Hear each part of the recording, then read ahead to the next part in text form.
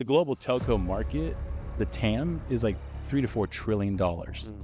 That's a lot. And a little company called Helium can go in with $300 million of funding to turn that upside down, to grow the pie, to move it around so it goes into the hands of the people. For sure, it's audacious, but what if it works? Frank Mong, who's the COO of Nova Labs, the company behind Helium and HNT. In one sentence, what is Helium? It's the cryptocurrency HNT that incentivizes individuals to essentially share their home network or their business network with other people. Since joining Helium in 2017, he's helped scale them from an IoT experiment to a global telecom powerhouse with over 300,000 mobile subscribers and partnerships with T-Mobile, AT&T, Telefonica. And is there a management lesson over the last 8 years that you've held really strong to that you feel like has helped you guys get to the scale that you have? Don't hire people that come in the door with playbooks and formulas. Hire people that come in the door going, I would think in 2025 we are at peak network connectivity. Why am I wrong about that? The idea of sharing your internet has existed. That's not a new concept. What is new is the idea that if you share, you can earn something that has some speculative value. Frank is leading Helium's efforts to build a community-powered, low-cost phone and network and services, decentralized wireless network that's redefining mobile connectivity. If you're on AT&T today, Jay, and you go to Singapore and you roam, $12 you get a day. text. Yeah. You pay $12 a day. Yeah.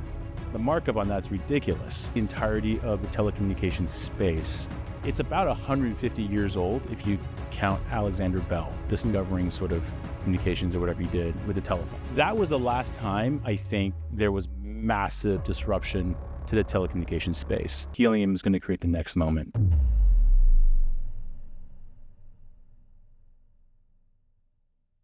Hey, welcome back to Climb. I am so excited to have Frank Mong, who's the COO of Nova Labs, the company behind Helium and HNT, the decentralized wireless network that's redefining mobile connectivity. Since joining Helium in 2017, he's helped scale them from an IoT experiment to a global telecom powerhouse with over 300,000 mobile subscribers and partnerships with T-Mobile, AT&T, Telefonica, and many more big guys to come. He's a 20-year cybersecurity veteran, and Frank is leading Helium's efforts to build a community-powered, low-cost phone and network and services. And we're going to talk about all that stuff, Frank. So, Frank, thank you for joining me. Jay, thanks for having me. Awesome, man. Well, let's jump right into it. In one sentence, what is Helium for a first-time listener? Yeah, Helium is a unique economic model powered by crypto that incentivizes individuals to essentially share their home network or their business network or internet with other people. What are the components of Helium? What are the kind of three things that make up Helium? At the foundational layer, it's the cryptocurrency HNT. It powers the incentive to share your internet access that you have. And once you're able to share and you have lots of network coverage, there's users of that coverage, of that sharing, everything from, in the United States, Helium Mobile, which is a phone service, to actual MNOs or actual large cell phone plan providers, like in the United States, AT&T, T-Mobile, Google Fi, just to name a few, use it in the US, and Telefonica in Mexico is starting to light it up as well. So this network that's powered by crypto essentially is quite useful. So there's the token, which creates the incentive. There's the network, which has lots of use cases. And then there's mobile, which is a specific use case of that network. Is that the right way to think about it? Yeah, network token, HNT, the network itself, which is the Helium network, and then services, which could be Helium Mobile as a phone service, or AT&T, T-Mobile, Google Fi, Telefonica. That makes a lot of sense. Let's talk about the connectivity piece of it. So, I would think in 2025, we are at peak network connectivity. Why am I wrong about that? I think you're right, actually. Okay. Connectivity in dense areas, I think, is pretty available for the most part. I actually would reframe what we do to connecting fragmented networks. So yes, you're right.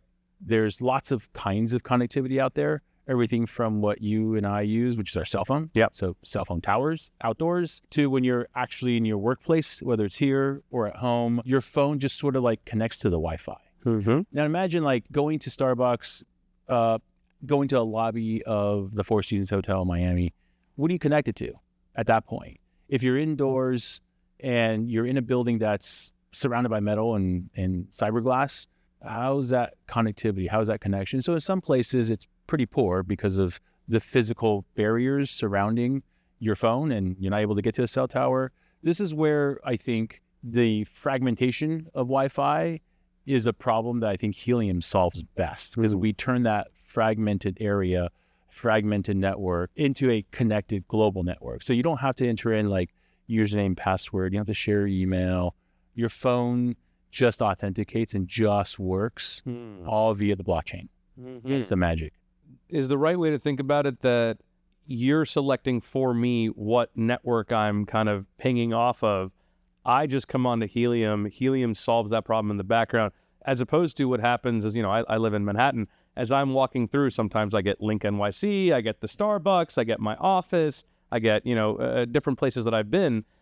You're basically, in some ways, putting it all on a single network. Exactly. So everything you just said, plus all the places that you don't have Wi-Fi, maybe at the Knicks game or at the Mets game. In those environments, you kind of want to share with your friends and your social media channels. Hey, you're at a Knicks game, you're at a Mets game, take a picture, with some celebrity. You want to share that on social media. Well, in those environments where there's really dense populations, like 50,000 people all trying to share at the same time, it just overruns the cell network and your phone kind of just collapses. It stops working. Especially in those environments where Helium can offset that, super helpful. Like if you're just there, you're not on the cell tower, but you're at the closest or nearest Helium hotspot, that just changes the game. Now you're connected, it's working well, and everyone's happy. You're happy, your phone provider's happy. It doesn't have to be Helium Mobile, it could be AT&T or whatever. They're happy because you're happy, and so everyone's happy, and you're able to share. And most importantly, the venue's happy. The Mets are happy, the Knicks are happy. Hey, fans sharing what they want you to share, and they're able to. I want to come back to the hotspots in a second, but let's talk about the cell providers you talked about. So you mentioned a few names. Yeah. AT&T, T-Mobile, Telefonica, Google Fi. What's their biggest headache? Why does this become a priority for them to want to work with Helium? What happened was, as we onboarded all these different venues, we realized we're actually capturing a ton of data about the network health itself. Like how reliable is it? How fast is the network? How much bandwidth are they able to share in a given time? That information is unknown to telcos because it's not their network. They only know what their cell towers can do. They have no idea. Even if it's like a Verizon for business or, whatever. Sure, yeah. But they don't know what like Baltimore, Washington Airport looks like, what that network looks like. How reliable is it? How much uptime does it have? How many people can it connect? Who's connecting? They have no clue. So AT&T is blind to that network. So what we've done, because Baltimore, Washington Airport is now on Helium through their existing network, they've just joined the Helium movement, and they're providing Helium coverage. AT&T loves that because now AT&T can see, oh, this is a reliable network. Oh, this network has X amount of capacity. Yeah. And so what they do with that information is they're able to take that information, which they can trust because it's all on chain. They can trust that info, and they can make decisions in real time because they've built their own engines to manage your cell towers. They now can take the Helium network as a trusted Wi-Fi connector network. Yeah. So we've talked about the value for me as the user at the Knicks game or the coffee shop. Yeah. We talked about the value for the service provider, the cell service provider in this case. Talk about these facilities you just mentioned: coffee shops, airports, stadiums. Yeah. How does one become a node on the Helium network, and what's the value to me to do that? Yeah, there's like probably two paths, depending on who you are. So if you're, Liberty Bagels in New York City, as an example, you may or may not have a really robust network infrastructure to the internet, probably using some kind of Spectrum business cable line or something.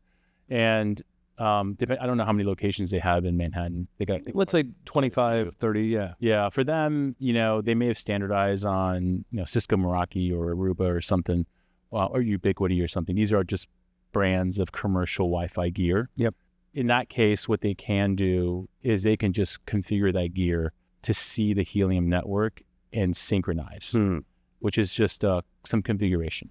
Pretty easy. No extra cost of hardware. You could just go. Smaller shops, but there's like, for example, a matcha shop in Manhattan is super popular. They do like these high-end boutique matchas.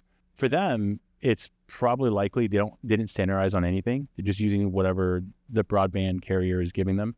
They can add on to that network by getting a Helium hotspot for like $250, place it indoors, plug it in, and it just kind of plug and play automatically works. No configs, power the thing up, plug it into the existing Spectrum router or whatever they have. Yep.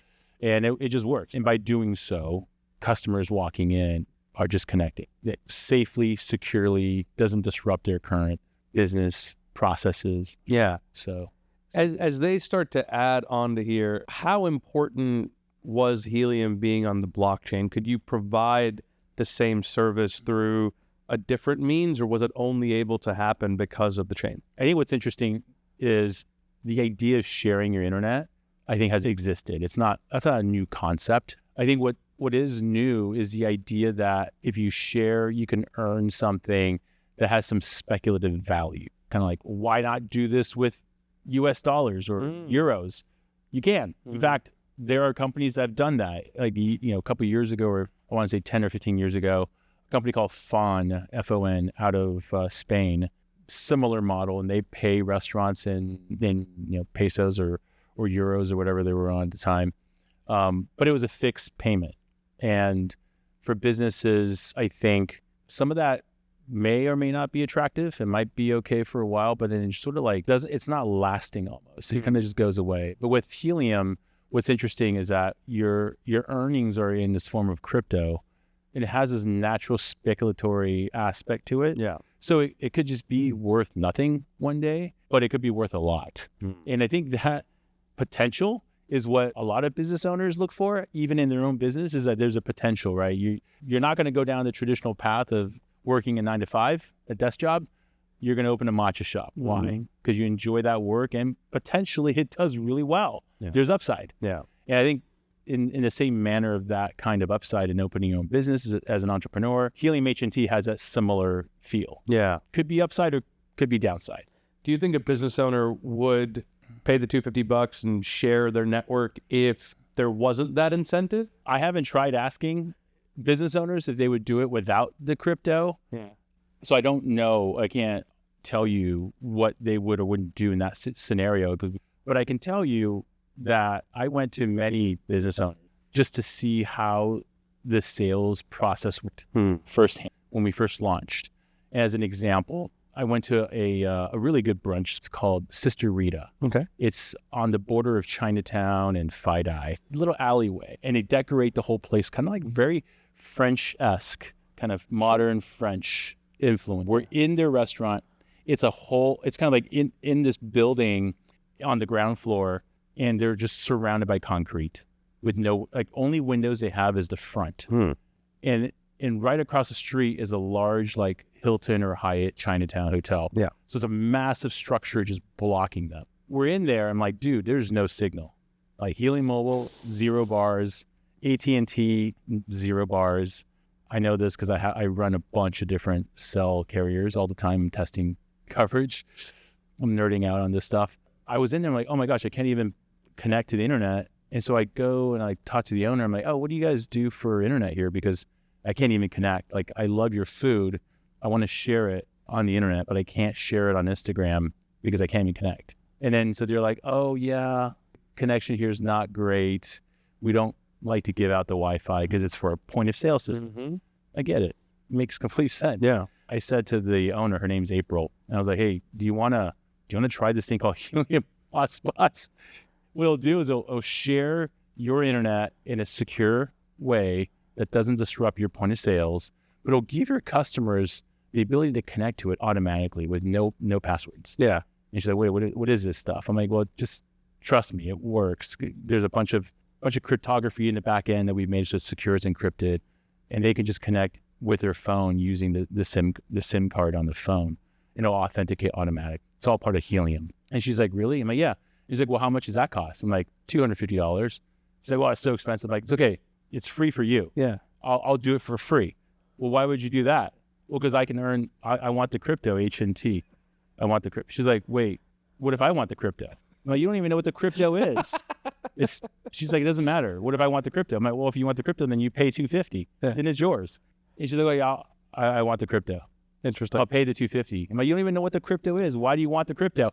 I just want it because maybe it'll go up. True. And she's like, it's worth the $250. And so then I show up. I think I had to like, for the next time I was in town, I brought a hotspot with me. It was about like 2 weeks later. I set up time with April.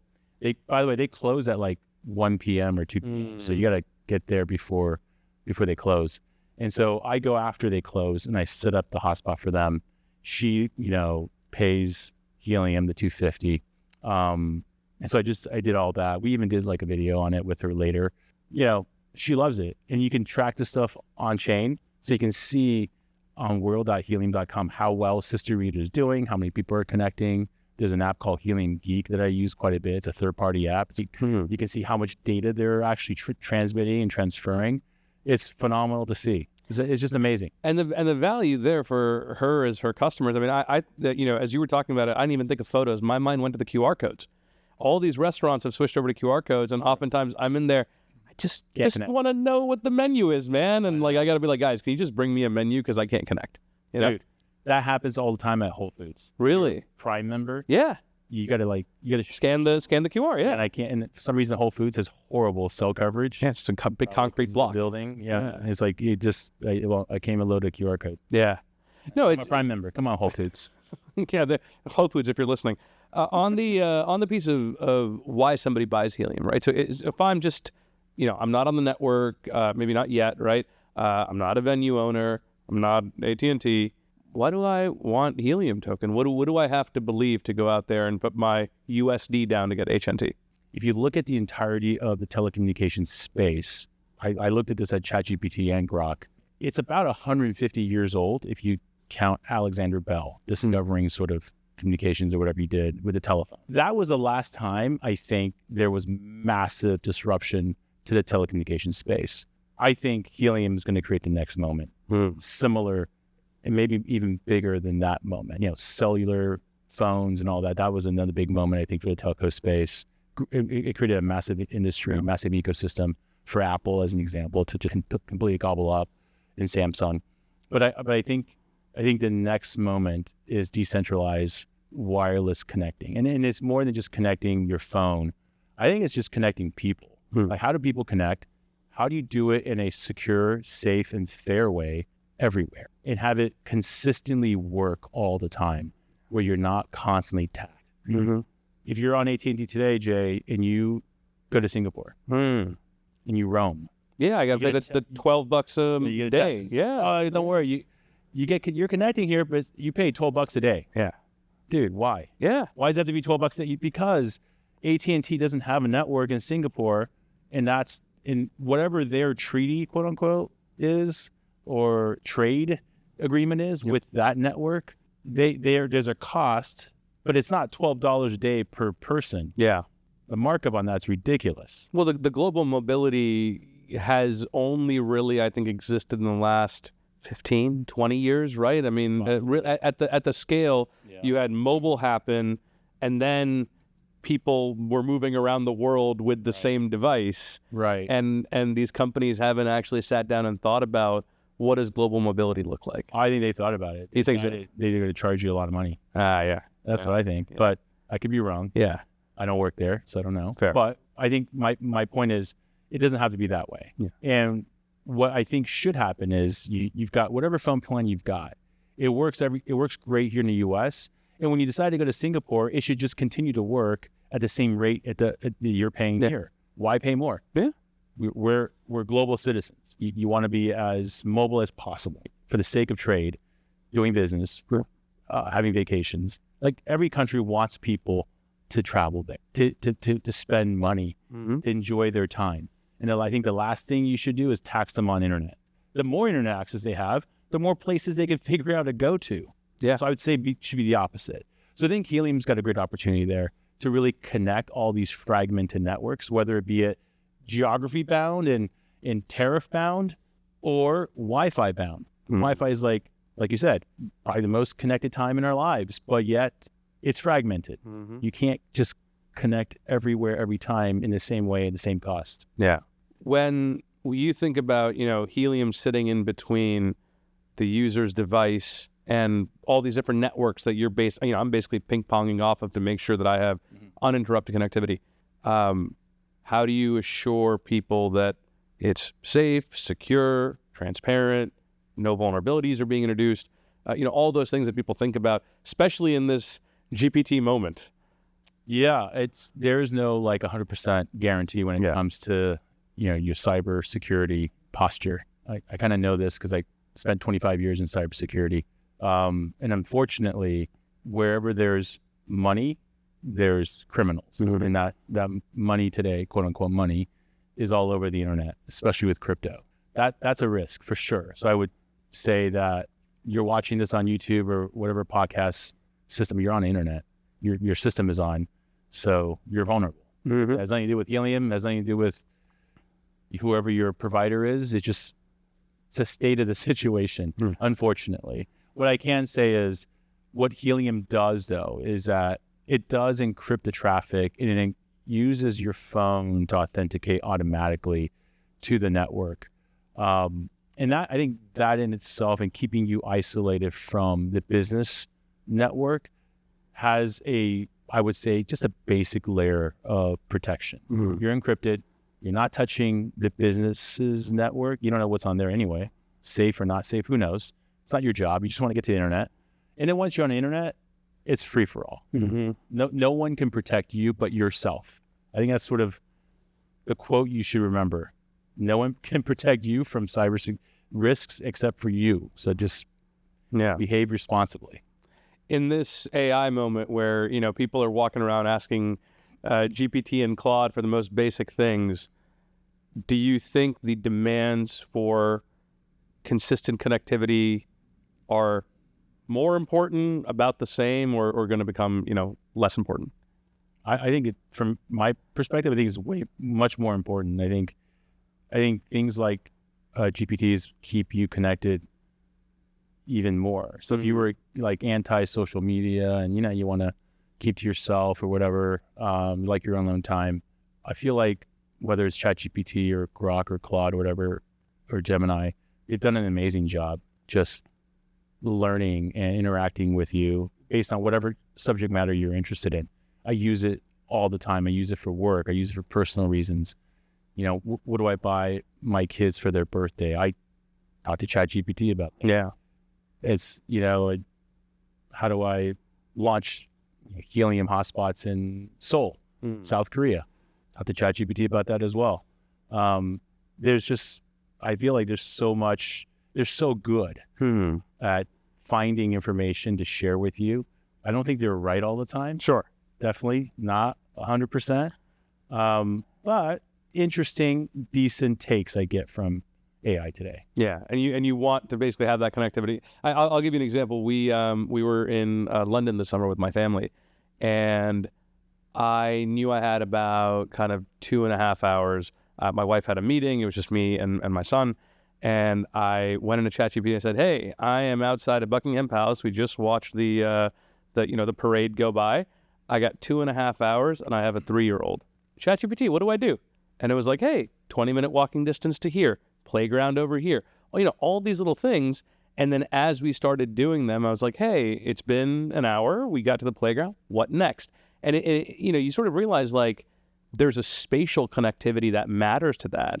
And if I ended up in a part of London where I don't live there, don't know the area, thankfully, generally safe city, but I need that connectivity to be able to orient myself in these places. 100%. Yeah. 100%. And like in that situation, you want to be connected.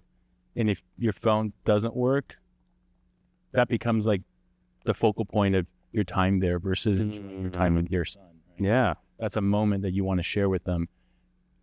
Especially if you're in London, so everything's in English, makes it easier. Yeah. But imagine if you were like in Tokyo. Yeah. Same situation in Tokyo. Can't understand a thing. Yeah, totally. Maybe not Tokyo, maybe like Osaka or like Niseko or something like that. Sure. Less English spoken. You just can't get around if you can't have access to Google Maps. Yeah. Or chat. Right. Totally. As we look at kind of the history and we haven't dived into it yet, but I'd love to touch on it. The evolution of Helium, was there a moment where you kind of looked up and said, "Wow, this is really working"? Was there a customer moment that made you feel like this is really working? Yeah, I think there were several over the time. I've been with Helium for 8 years, quite a long time. The company's been around for, I think, 12 or 13 years now, even longer. And we've gone through so many iterations that there have been lots of moments. I would say like the first moment where they put up these towers and they all connected to each other. We're talking like, 2-3 miles of distance. You made your first mesh. Yeah. And I was like, does this really work? And we had like our blockchain running on it. And this is again in the alpha or beta phase.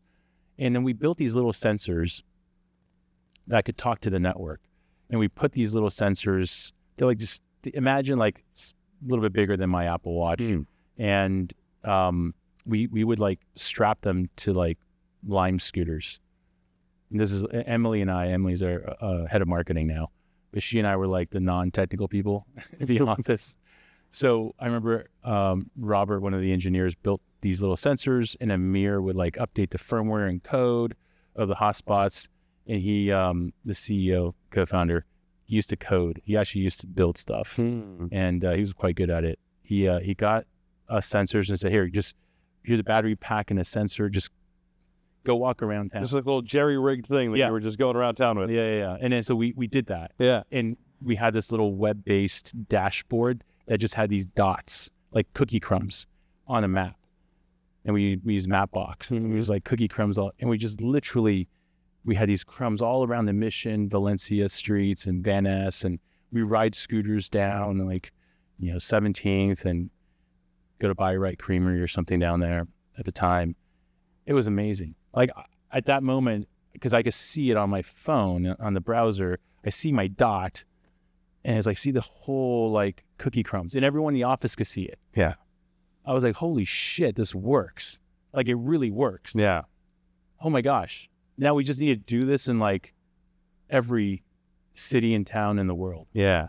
That was a massive like aha moment. Yeah. What American city have you seen some of the strongest adoption in, and where would you like to see more adoption?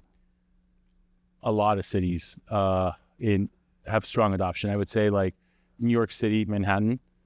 You got to check out world.helium.com. Dude, that place is like covered. Every single LinkNYC kiosk is a Helium kiosk. Yeah. It's insane. You can't get away from it. Lots of restaurants. Like I mentioned, Liberty Bagel, a bunch of pizza shops, all that. They all have Helium. I would say New York City's big. Miami's big. We started there with the cellular phone plans. Yeah. And so Miami's become a big stronghold for us. Like the hotels on the beachfront, Miami Beach, Four Seasons. There's a bunch of like Marriott, JW or something like that. Yep. There's a bunch of them.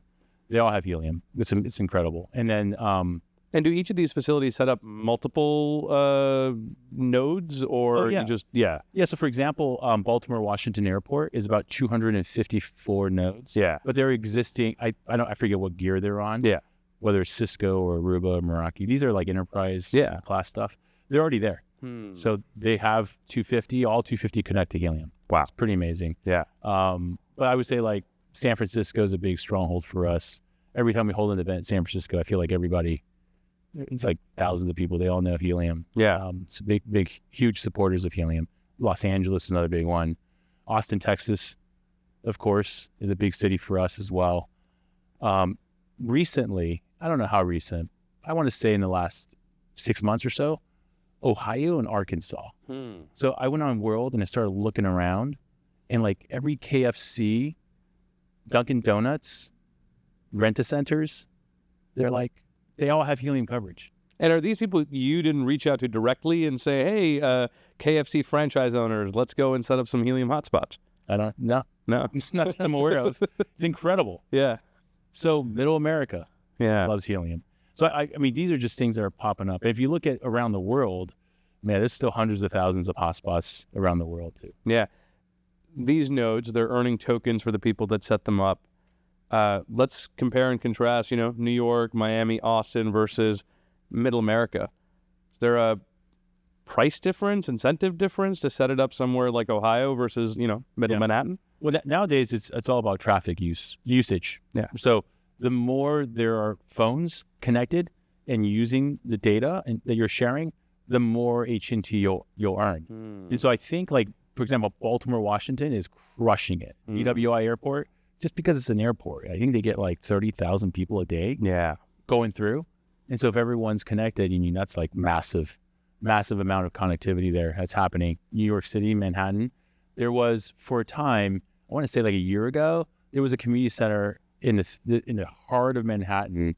They were just crushing it. They get like 2,000-3,000 connections a day just because there was like just so many people. And did they put signage up where they let people know, hey, get on Helium, like you need to be on this thing? I think people are just playing ball and kids are like, in the playground maybe. Yeah. I don't know what this is. It's like a community center with like tons of people. Interesting. Yeah, they're crushing it. Yeah.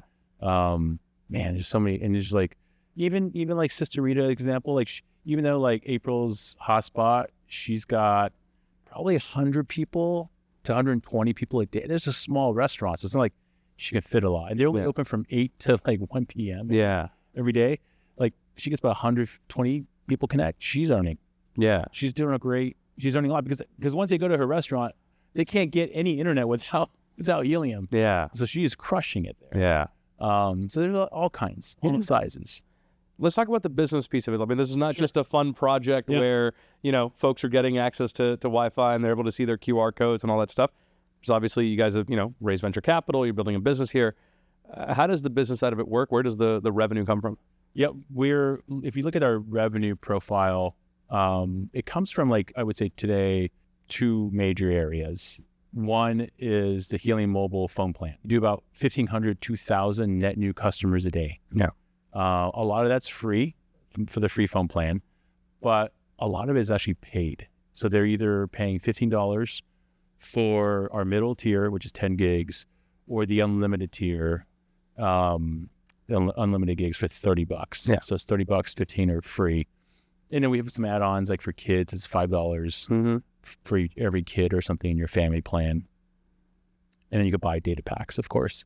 And so what we learn is this: once you get a customer in the door, then your job is just to upsell them, right? And it becomes a business. And you upsell them when they realize value. They think you're valuable, they'll buy. And that's what we found is that, our cost of acquisition on that business is about $10 a sub, which is industry leading. I think, as far as I can tell, I've looked at a lot of like reports and annual earnings, which is like, by the way, telco earnings seasons is now. Yeah. Like AT&T just reported, I think T-Most tomorrow.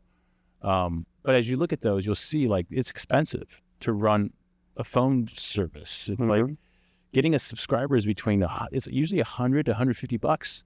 Is that because they have to put up the CapEx to put these towers up and then the advertising on top of it? It's more the ads. Yeah. I think the sunk costs on building infrastructure is there. It's billions of dollars. Yeah. But they amortize it over decades. Yeah. Right? Like, it's like the advertising. Look at the powerhouse of marketing and ads they run on the Super Bowl and every NBA. NBA, right? Dude, that's like hundreds of millions of dollars. And then have celebrities endorsing them, right?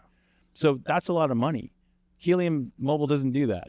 We don't have any celebrity endorsements, but we rely on our influencer partners on social media, which we do have. They work quite a bit with us. And I think they offer us, I would say, a very fair deal where we're able to actually offer great value to their listeners and to customers in general. That $10 CAC, customer acquisition costs, is unheard of, super low. And we're able to like ramp to 2,000, 3,000 a day if we wanted to. For me, it's just a matter of math. Yeah. Every new sub I want is about, $10. So, I love the situation we're in as a business. This MVNO business for us is going really well, which I think is really hard for most traditional companies to run. It's just a tough business to be in. But we rely heavily on social media to get to where we need to get to, and so that's been going well. Upgrading customers drives the revenue for us, and you can see the revenue now because we burn it every day. You see the equivalent HNT token burns based on the revenue we've generated. So all that's front and center. The other side of the business is really the network access. Yeah. AT&T, T-Mobile, Google Fi. as they use our network, they pay 50 cents a gig to use that network. That to us is another area of revenue generation. So we don't get any of the money on the data itself. That goes to the people that share the internet. Yep. So 50 cents a gig is what the network owner gets. It's not us. But we make money on the intelligence.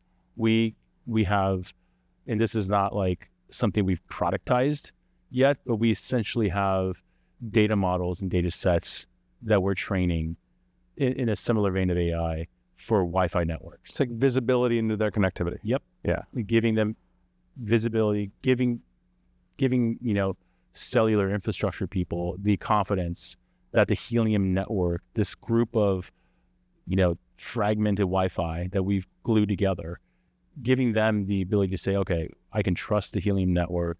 Here's why I can trust them. They're sending us streams of data. It's valuable, so they pay for that. Yeah. That's another area that we focus quite a bit. Yeah. You've raised, I think, over $300 million in venture capital from some really great VC funds, A16Z, Tiger Global. But in the grand scale of telcos, still the upstart, right? What, in your mind, keeps bigger players, the big tech players, from going out there and seeing the value in creating their own mesh networks? Why wouldn't they come and do what Helium's doing? I actually hope they do. I hope they do. In a way, AT&T, T-Mo, and Google Fi are just using Helium. It's just easier. Yeah. We've already got it to work. So my hope is that more Telefonicas occur. But we are in talks with lots of telcos around the world. In fact, Deutsche Telekom, Vodafone, and Telefonica are investors in Helium as well. So they're part of our cap table. Yeah. And I think what they've all learned is that it is possible. It is possible to get a people-powered network to work if you have the right incentive. I think the right incentive becomes the question. How do you build that right incentive? For us, it goes back to that economic model, right? The HNT token. That is the incentive we have today. You could try to build that again, go down the road that we went down already, or you could just use HNT. It's already there. We've already done the work. We've built the communities. People are bought in. They're incentivized. Just use it. Yeah. It's an ecosystem that's thriving. So if all the big telcos in the world said, you know what, this is viable, I can trust it because I could see it for myself. If they all piled in and used the HNT as the economic model, that's exactly what we want. So I would encourage all folks out there, if you know somebody that's in the telco business around the world, look at this. Go look at it for yourself. Yeah. If we look 5 years ahead and all sides of the network are cooking, you've got the venues, you've got people that are signing up to use it, you got the telcos that are partnering with you. What went right? I would say first, luck. I don't ever discount luck, man. It's always better to be lucky than good, I'd say. Being at the right place at the right time with the right tech. I'll never forget this quote from Vinod Khosla. He's our seed and Series A lead from Khosla Ventures. He said to Amir and I in one of our meetings, guys, Helium just needs to get lucky. So you just need to stay alive long enough to get lucky. Thanks, Vinod. We call him the Godfather. That's what he said. He's right.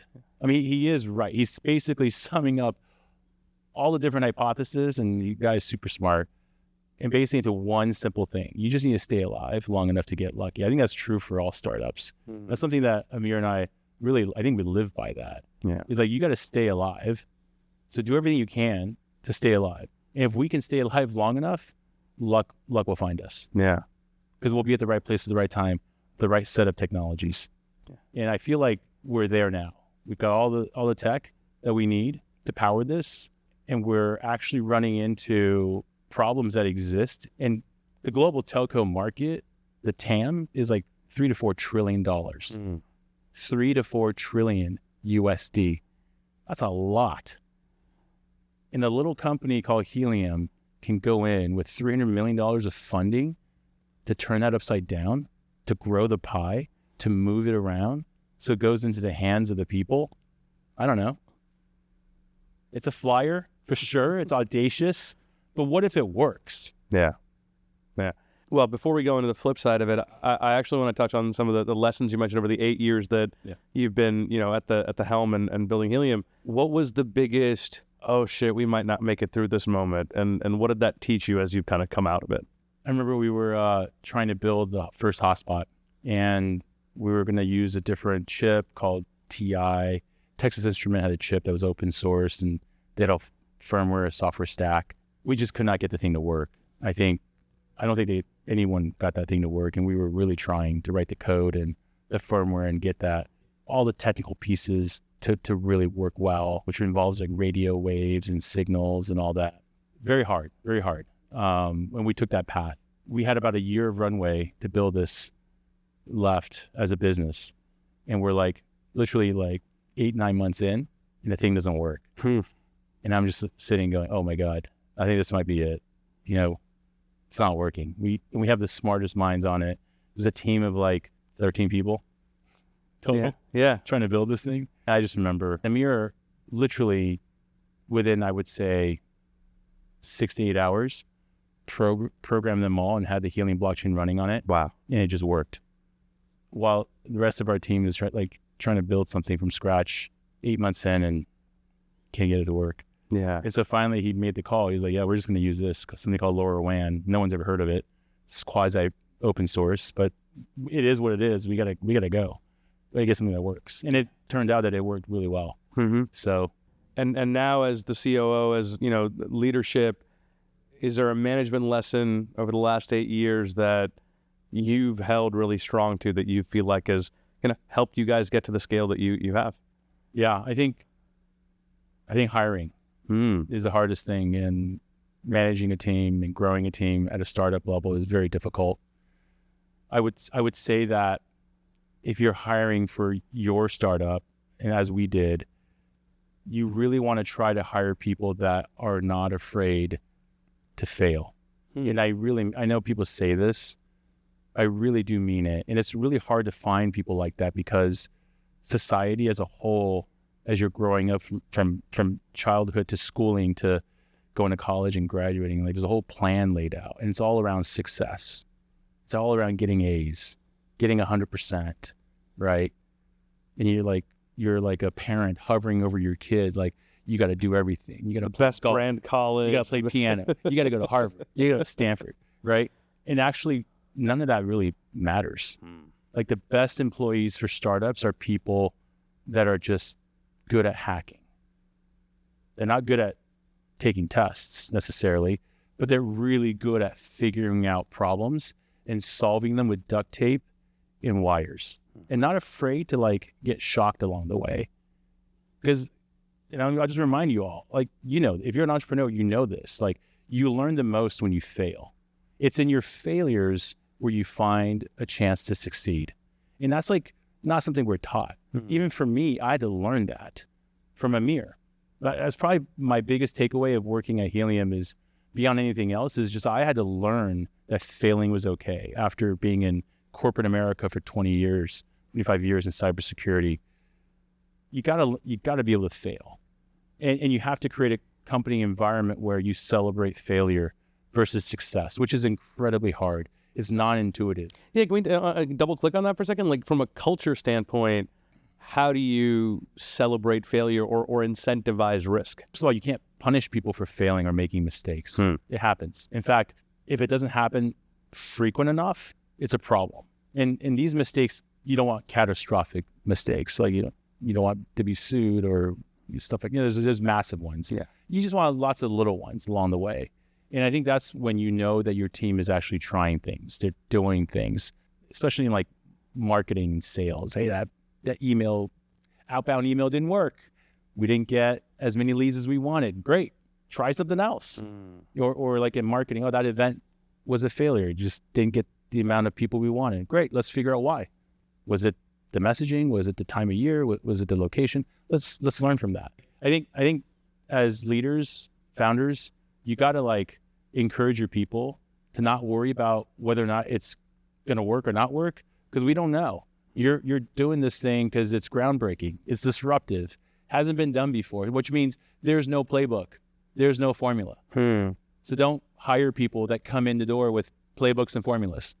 Hire people that come in the door going, I have no idea what to do. I don't know how this works. Great, because none of us do. And that's exactly why I ended up working for Amir. I told him, I don't know anything about IoT and I'm not that interested and I don't know how to sell. He's like, perfect. You're exactly the guy I need. Because if you were actually willing to say that to me in a job interview, you'll probably try everything to figure it out. And that's what we need, because none of us understand what to do. Yeah. None of us are experts. We're all trying to figure it out. So I think that's the mentality you want to be in, especially with how things are changing with AI and all this disruptive technology to our lives. I think it's important to remind ourselves, you know what? It's probably the best time to live because you can learn so much, but you're only going to learn if you try and fail. You got to download the app and try it and see how well it works. That's sort of the mentality and mindset I learned from Amir and being at Helium that I'll never forget. And it really helps ground me when we hire people, that I look for people that have that same mindset. Yeah. And they're everywhere. They're at big companies and small companies. You can find them everywhere. But it's truly looking for someone that is like the outsider looking in, because they have no idea what's going on. They don't know how the pie is made, but they'll figure it out. You never know. They might come up with the best pie on earth because they think differently. They do things differently. It's the curiosity with the willingness to experiment, I guess. You have to. Yeah. You have to. I think that's sort of what's kept Helium moving and growing and at the forefront. Because I would say most of our employees, I hope you guys tell me employees, like, I hope the team thinks that way, that, hey, we're cool with failure. In fact, we want you to fail a lot. Just do lots of little failures so that you become better. Is there one thing as you look back, knowing what you know now, that you would have changed, either about how you managed, how you hired, or even how you guys build product? Yes. Everyone uses like Slack or Discord or Teams or whatever. Yeah. Right? Dude, delete. Don't archive that shit. Delete your conversations on a regular basis. Every 6 months, every 3 months, the sooner the better. Because if you're sued and subpoenaed, you're fucked. I'm dead serious. Wow. Do not retain data where it's searchable by anyone. How does that work in a GPT world where everybody's just putting stuff into these browsers? I'm just saying. Yeah. You want to create a culture and environment where everyone's honest and open. Well, you're going to get some chats in there that's like probably not appropriate for everyone to see. And that's a tough lesson I learned with Amir. Yeah. Because we were just ourselves. We obviously want to be yourself, but you don't want to be penalized for being yourself. Especially when your comrades and your coworkers all are part of that conversation. Yeah. I learned that the hard way. Yeah. So that's great. Delete. Yeah. Don't archive. I'll close with you where I'd love to close with all of our guests in the season. On everything that we've talked about today, if you fast forward a year, what are you most confident will still be true? And what are you least confident will be true, and why? Wow. Why I think the most confident things are going to be things within our control. And I think we've set this up well, and that's the growth of the Helium network. I can be confident and say that, hey, by this time next year, we'll be in multiple countries, not just the US and Mexico. And I can say that because before coming here, I literally tweeted that I want to expand into Asia, and I'm asking Twitter, like people on X, tell me where we should go. And I'm tweeting in the Asia time zone, so I put out a tweet in Korean. So if you speak Korean, check out my tweet. I think it's pretty funny. I'm not Korean, but hey, ChatGPT, help me write this thing. So I would say like expansion of the Helium network absolutely is going to happen. And I think our team has done a great job of getting us ready for this moment, which I'm really excited about. So look out for that. Something that I don't know is going to be the price of HNT. I really don't know. I think now the crypto markets are the crypto markets. So if you're watching this at the time of recording, it seems like we're in another winter again. I don't know. But it's like, we've certainly come down off the 2021 highs. I don't know. It ebbs and flows, and it's kind of based off of what's happened, like whatever our president says. It's kind of like dictates the market. And not just crypto markets. I would say all the equity markets as well. So if you're watching this, like gold prices just started tanking, even though we went to like all-time highs in the lifetime of gold. I love gold. I'm sad. I hope it goes back.